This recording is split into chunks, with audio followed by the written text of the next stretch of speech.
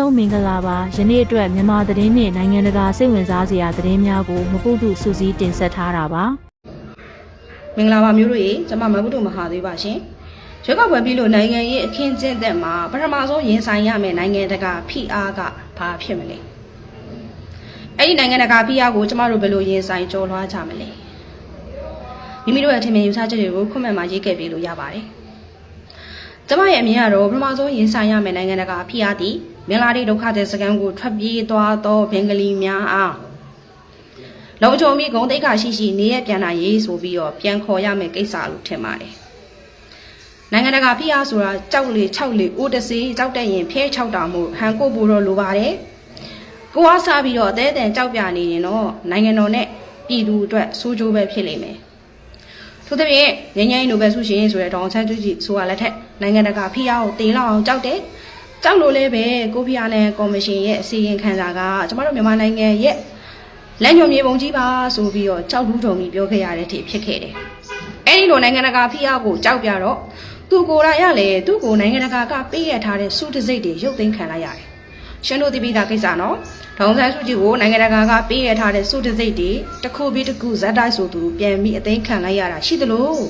ကျမတို့နိုင်ငံနဲ့ပြည်သူအတွက်သမ္မတဦးသိန်းစိန်အစိုးရလက်ထက်မျိုးဆက်ချပေးခဲ့တော့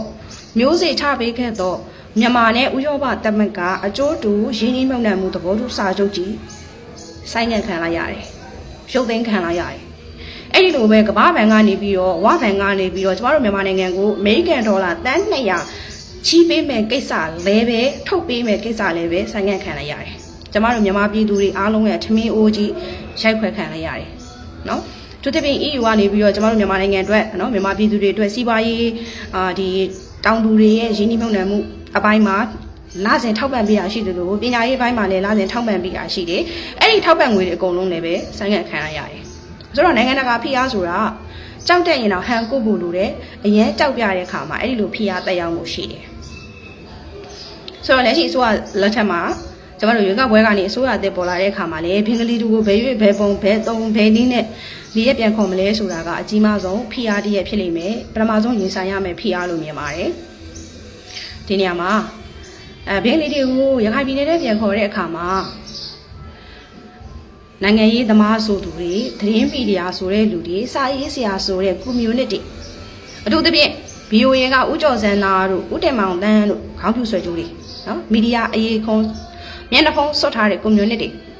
နိုင်ငံရေးသမားဆိုတဲ့88မျိုးဆက်မြာအေးတို့ကောင်မျိုးတွေစာရေးဆရာလို့မျက်နှာဖုံးဆွတ်ထားတဲ့ထင်လင်းဦးတို့ဘေလူဝါတို့လူမျိုးတွေသူတို့ရဲ့ပါဇက်ကဘယ်လိုမျိုးဝါရမိုင်းတိုက်တယ်လဲ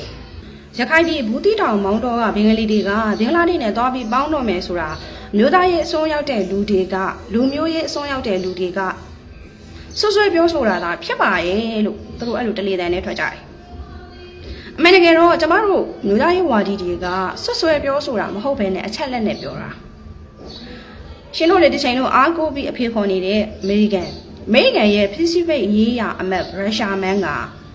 ဘူးတိတောင်မောင်းတော်မှာတဲ့မြန်မာအစိုးရရဲ့အုပ်ချုပ်မှုညံ့ဖျင်းတဲ့အတွက်အဲ့ဒီဘူးတိတောင်မောင်းတော်ပါဝင်တဲ့မေယုခရိုင်ကိုဘင်္ဂလားဒေ့ရှ်ကိုပေးလိုက်ပါလို့ပြောခဲ့ဘူးတဲ့ဒေါအောင်ဆန်းစုကြည်ဦးဆောင်တဲ့ NLD ပါတီအစိုးရကအုပ်ချုပ်မှုညံ့ဖျင်းတဲ့အတွက်ဘူးတိတောင်မောင်းတော်ကိုဘင်္ဂလားဒေ့ရှ်ကိုပေးလိုက်ပါလို့အမေရိကန်ရဲ့ Pacific ရေးရာအမတ်ရုရှားမန်းကပြောခဲ့တယ်ဒါကြောင့်မို့လို့ကျမတို့ကဒီလိုစကားတွေကိုပြောတာသို့တော့မီဒီယာမျက်နှာပုံဆွတ်ထားတဲ့ community နိုင်ငံရေးသမားအမည်ခံစာရေးဆရာအမည်ခံတဲ့ community ကကျမတို့နိုင်ငံချက်တဲ့လူတွေကိုသာမျိုးသားရေးအစွန်းရောက်တဲ့တစိမ့်တက်လိုက်ကြတယ်ဒီကြားထဲမှာရခိုင်ပြည်နယ်မှာရှိသောဘုမတိဘာမတိလူမျိုးရေးအစွန်းရောက်နေတဲ့ရခိုင်တွေကလည်းပဲကျမတို့ဗမာတွေကလူမျိုးကြီးဝါဒပါဖြစ်တဲ့အမျိုးသားရေးအစွန်းရောက်တယ်ဆိုပြီးတော့တစိမ့်ကက်လိုက်ကြတယ်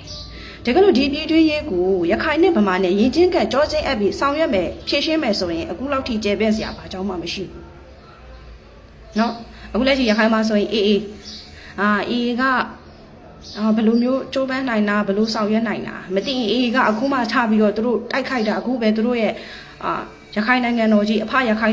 နိုင်ငံတော်ကြီးထူထောင်နိုင်တော့မဲ့ပုံစံမျိုးနဲ့အေးကိုဝိုင်းပြီးတော့ဘောင်းမကြတယ်နော်အခုမှအေးဆိုပြီးတော့ရခိုင်ပြည်လွတ်မြောက်ရေးရခိုင်နိုင်ငံတော်ဆိုပြီးသူတို့ချိုးစားနေတာမဟုတ်ဘူးဟိုကျမတို့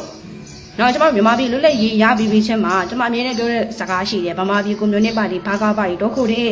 ဘာကပါတီတော့ခိုစဉ်ကာလတုန်းကရခိုင်ပြည်ကွန်မြူနစ်ပါတီ CPA တော့ခိုတဲ့အဲ့ဒီရခိုင်ပြည်ကွန်မြူနစ်ပါတီကဦးကျော်စံရွှေတို့တော့ခိုတဲ့အဲ့ဒီဦးကျော်စံရွှေတို့တော့ခိုပြီးနောက်ပိုင်းမှာအလန်ဒီတခင်ဆိုးတို့အဖွဲ့တို့ကနော်ရခိုင်ကသူတို့လွတ်မြောက်ရေးပါဆိုပြီးတော့ဦးကျုံနေဝင်းကဦးနေဝင်းကသူတို့ငင်းငယ်ရေးစပွဲဝိုင်းကိုခေါ်ပြီးဆွေးနွေးတဲ့အခါမှာရခိုင်ပြည်ကွန်မြူနစ်ပါတီဦးကျော်စံရွှေတို့ပြောခဲ့တာကငါတို့ရခိုင်အဖနိုင်ငံတော်ရဲ့ထူထောင်မယ်ရခိုင်နိုင်ငံတော်ထူထောင်ခွင့်ပေးပါပြည်တော်စုကခွဲထွက်ဖို့သူတို့အဲ့ဒီအချိန်တည်းကစ조사ခဲ့တာအခုမှကောက်ခငင်းကပုတ်ပူမိတိုက်ရခိုင်နိုင်ငံတော်ထူထောင်ဖို့လုပ်နေတာမဟုတ်ဘူးနော်ဦးနေဝင်းကဖြေလျှော့မှုမပေးတဲ့အတွက်သူတို့ငင်းငယ်ရေးမှာပေးယူလို့ပြီးပြန်သွားကြတယ်အဲ့ဒါကရခိုင်ပြည်ကွန်မြူနစ်ပါတီအဲ့ဒီနောက်ပိုင်းကဒီစံပေါ်ထွန်းလာသူလည်းဒီလိုပဲเนาะသူတို့ဖွဲ့ဆိုလို့ရှိရင် AIO နာမည်ကြားတာနဲ့ကချင်တပုံရဲ့ကြုံမှန်းသိတာတယ် KIO ရှိမှတပည့်ခံကြုံခံတဲ့စစ်ပညာရေးတင်ပြီးတော့နိုင်ငံတော်ကိုပုံကန်တယ်เนาะဦးစံပေါ်ထွန်းလာစံကြော်ထွန်းလာမသိဘူးရခိုင်ဖွဲ့ KIA ရှိမှကြုံခံပြီးတော့သူတို့ကရခိုင်နိုင်ငံတော်လွတ်မြောက်ရေး AIA ဆိုပြီးသူတို့ပုံကန်ကြတယ်ရခိုင်နိုင်ငံတော်ထူထောင်မှုသူတို့လုပ်ကြတယ်အဲ့ဒီကနေခုနောက်ပိုင်းခိုင်ရဲခိုင်တို့နော်ခိုင်မိုးလင်းတို့လက်ထက်ရောက်လာတယ်ခိုင်ရဲခိုင်တို့ကြတော့ KNU ရှိမှသွားပြီးကြုံခံတယ် KNU ရှိမှသွားပြီးကြုံခံတယ်စစ်ပညာတွေသင်တယ်အဲ့ဒီကနေပြီးတော့စုပူကျန်းဖတ်မှုတွေလုပ်တယ်နောက်ဆုံးဦးနေဝင်းကဖမ်းမိတယ်ဖမ်းမိတဲ့အချိန်မှာလည်းဦးနေဝင်းဒီတိုင်းရဲသားညီညွတ်ရေးကိုရှေ့ရှုပြီးတော့အဲ့ဒီခိုင်ရဲခိုင်တို့ခိုင်မိုးလင်းတို့လွတ်ငြိမ်းပေးလိုက်တယ်သို့တော့ခွေးမိကောက်ကြည်တော့စိုးသူလိုပဲအဲ့ဒီခိုင်မိုးလင်းတို့အဖွဲ့တွေကထောင်ကနေလူငင်းပေးပြီးတော့ပြန်လွတ်လာတဲ့အချိန်မှာသူတို့ထပ်ပြီးတော့တော်လန်မှုတွေလုပ်ကြတယ်ပုံခံမှုတွေလုပ်ကြတယ်အဲ့ဒီခိုင်ရခိုင်တို့ခိုင်မိုးလင်းတို့ပြီးမှအခုနောက်ပိုင်းခိုင်ရစာတို့ခိုင်ဒုက္ခတို့ထုံးမြတ်နိုင်လို့လာတာရှင်တို့တိဖို့ကရခိုင်မှာလေဟိုးအစင်ဇက်တဲ့ကအဲ့ဒီလိုလူမျိုးရေးအစွန်းရောက်ပြီးပြည်တော်စုကခွဲထွက်ဖို့တစ်ချိန်လုံးပြည်တော်စုကခွဲထွက်မယ်တစ်ချိန်လုံးမြန်မာနိုင်ငံမှာတက်တဲ့အစိုးရမှန်သမျှကိုလက်နက်ကင်ပုံကန်မယ်မရရတဲ့နည်းနဲ့တော်လန်ပုံကန်မယ်ဆိုတဲ့အကျဉ်းမြောင်းတဲ့လူမျိုးရေးစိတ်တက်တွေရှိနေတဲ့အတွက်ဒီနေ့ပြိပခါကပိုဆိုးလာတယ်ပိုပြီးကြီးထွားလာတယ်ရခိုင်နဲ့ဗမာတွေရခိုင်နဲ့နိုင်ငံအုပ်ချုပ်တဲ့အစိုးရတွေနဲ့အဲ့ဒီလိုမျိုးပြိပခါတွေများလာလေနော်အေးချင်းအိုမဲတုပ်နေတာကိုအိုမဲတုပ်ပြီးခွတ်နေတာကိုဘေးကနေထိုင်ကြည့်နေတဲ့အဖွဲ့ကကြက်ဘူးဟင်းချက်စားဖို့အစဉ်သင့်ဖြစ်လိမ့်မယ်။ဒါကြောင့်မလို့လေနိုင်ငံတကာဖိအားတွေကရခိုင်စာမျက်နှာမှာရခိုင်စစ်မျက်နှာမှာအများကြီးရင်ဆိုင်ရတယ်။လက်ရှိအစိုးရ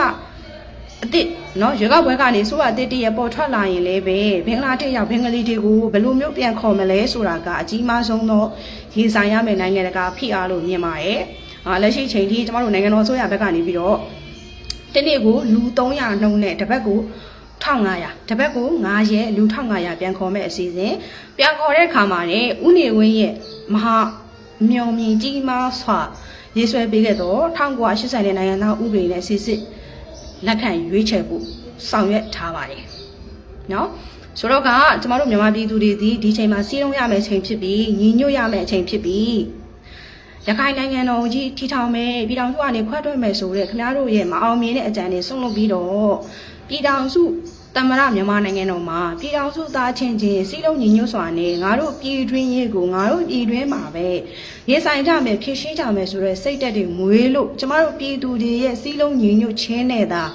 နိုင်ငံတကာဖိအားကိုရင်ဆိုင်နိုင်လိမ့်မယ်နိုင်ငံတကာဖိအားကိုကျော်လွှားနိုင်လိမ့်မယ်နိုင်ငံတကာဖိအားတွေကိုရင်ဆိုင်နိုင်ရင်ကျမတို့နိုင်ငံကဖွံ့ဖြိုးတိုးတက်သောအရွေးတစ်ခုကိုလျင်မြန်စွာရောက်လိမ့်မယ်လို့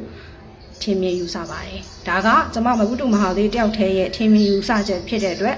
လွတ်လပ်စွာသဘောထားကွဲလဲခွင့်ရှိပါတယ်